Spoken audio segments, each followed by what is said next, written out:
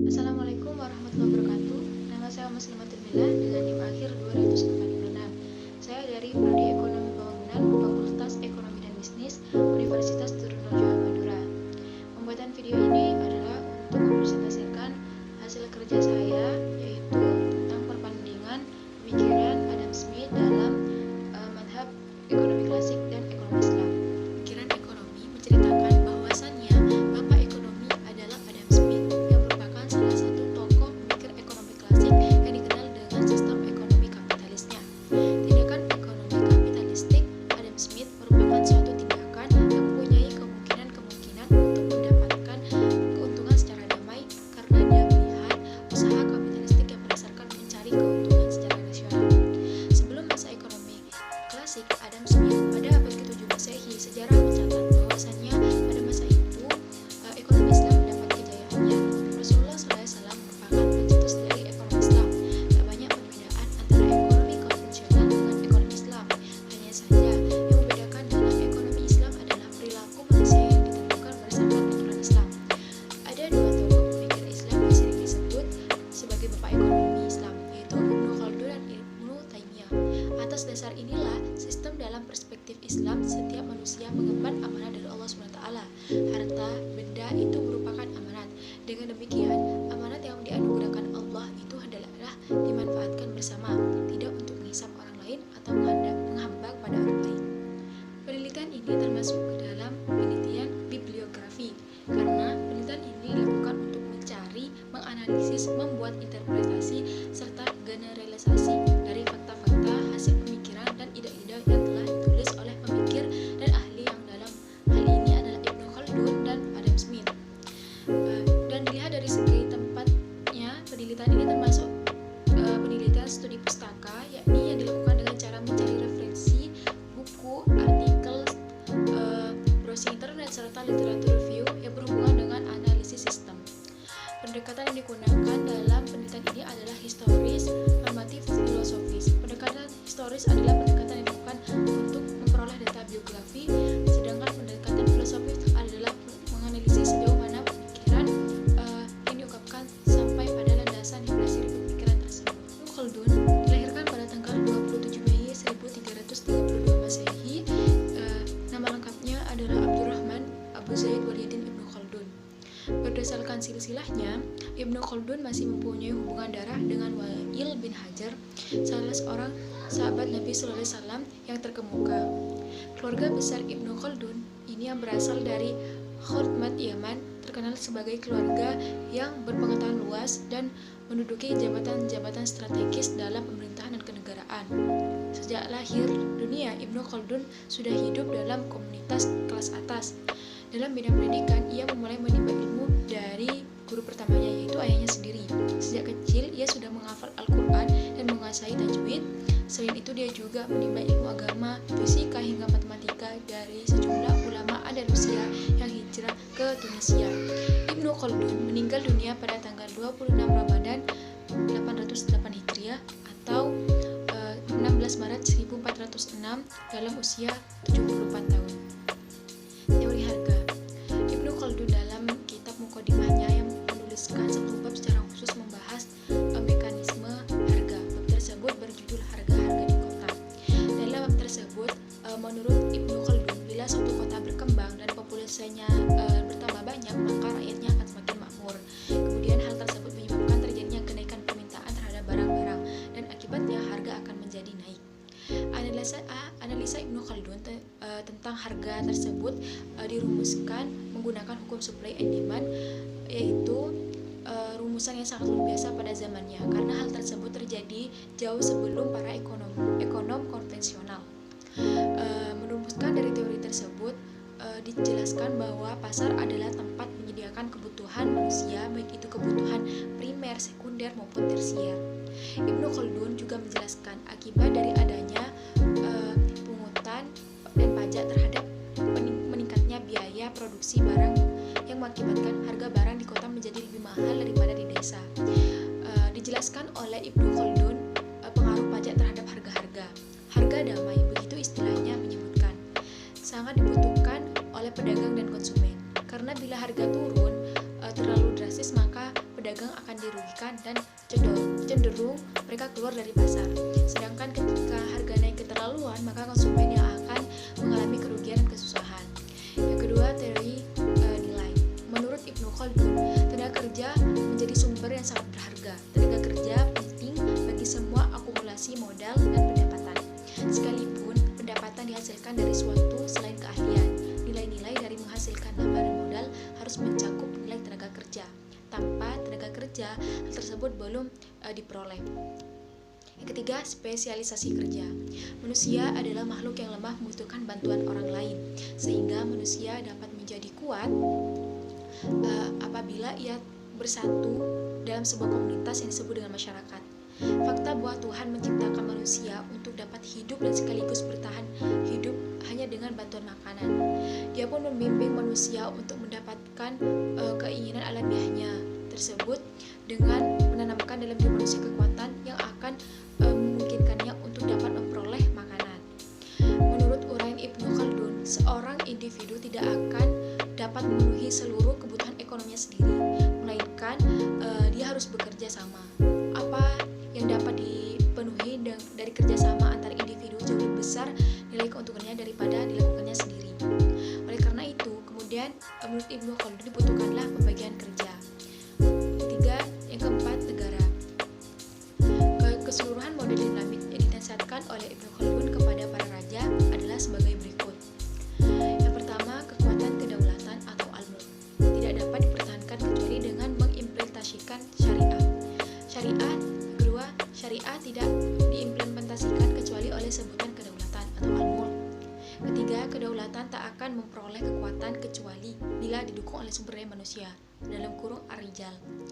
Sumber daya manusia tidak dapat dipertahankan kecuali dengan harta benda, al-mal. Harta benda tidak dapat diperoleh kecuali dengan pembangunan, al-imarah. Pembangunan tidak dapat dicapai kecuali dengan keadilan, al-adil. Keadilan merupakan tolak ukur yang dipakai Allah untuk mengevaluasi manusia.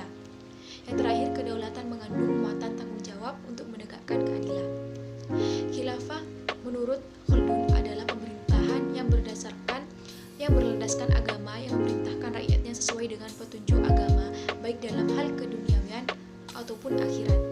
Maka pemerintah yang dilandaskan pada agama disebut khilafah, imamah atau sultanah. Sedangkan pemimpinnya disebut khalifah, imam atau sultan. Khilafah adalah pengganti Nabi Muhammad SAW dengan tugas mempertahankan agama dan menjalankan kepemimpinan dunia. Lembaga imamah adalah wajib, dibuktikan dengan biatnya Abu Bakar sebagai khalifah. Tetapi ada juga yang berpendapat bahwa imamah wajib dikarenakan adanya akal pada manusia yang memerlukan organisasi sosial. Namun hukum wajibnya adalah fardu kifayah. Adam Smith memiliki tanggal lahir yang tidak diketahui pastinya, tapi menurut Dougal Stewart, salah seorang penulis biografi Smith dilahirkan di Kirkcaldy, Skotlandia pada tanggal 5 Juni 1723 Masehi, beberapa bulan setelah kematian ayahnya. Ia anak tunggal dan sebagian besar hidupnya dilewatkan bersama ibunya sampai ibunya meninggal. Smith sendiri diketahui tidak menikah hingga akhir hayatnya. Tampaknya Smith ditakdirkan untuk menjadi mahasiswa dagang dan pabean. Ayahnya juga bernama Adam Smith, adalah pengawas pabean di Kirkcaldy. Walinya juga bernama Adam Smith, adalah kolektor pabean di kota yang sama. Salah seorang sukunya bekerja menjadi pengawas pabean di Allah. Sepupunya tersebut bernama Adam Smith juga.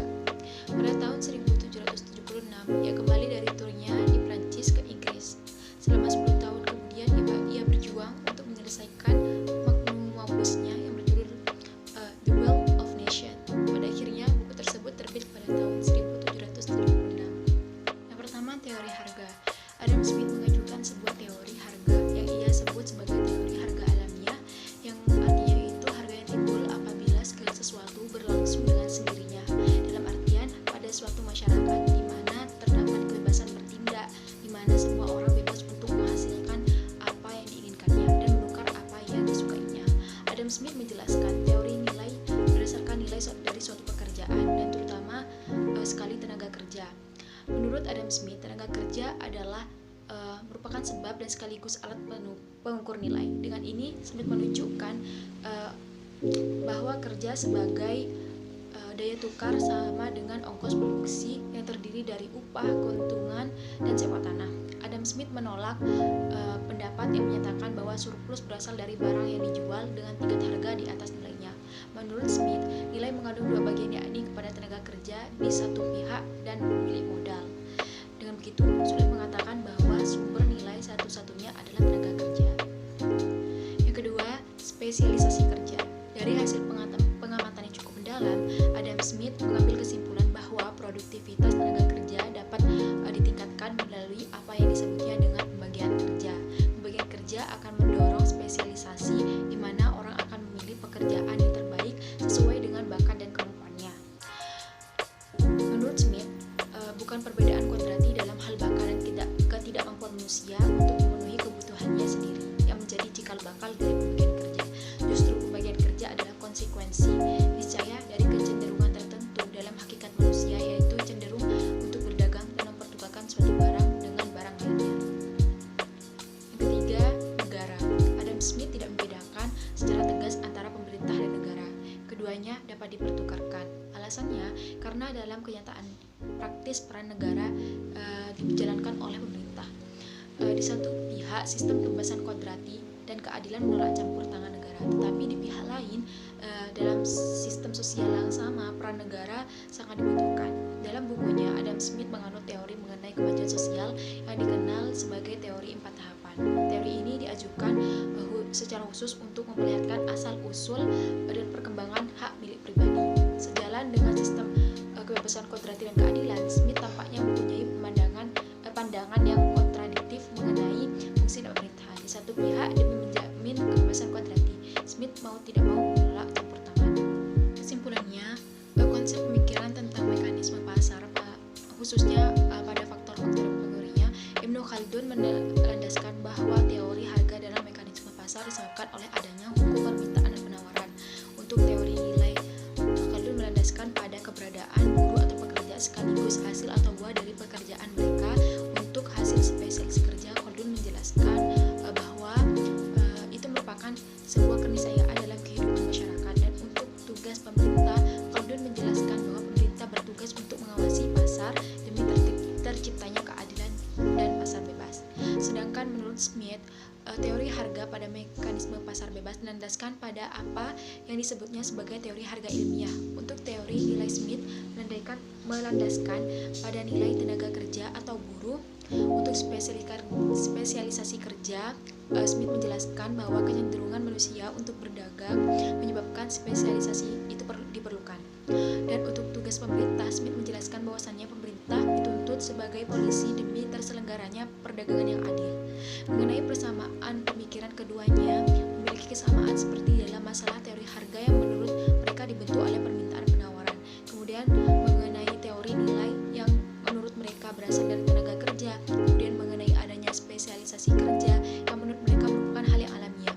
Dan kemudian mengenai peran pemerintah yang menurut mereka bertugas sebagai pengawas. Namun dari semua persamaan teori tersebut terdapat sebuah perbedaan yang mendasar, di mana menurut Khaldun, kebebasan demi terwujudnya keadilan dan dalam sebuah mekanisme pasar harus diwujudkan melalui hubungan berantai dari beberapa variabel yang saling mempengaruhi dan dipengaruhi.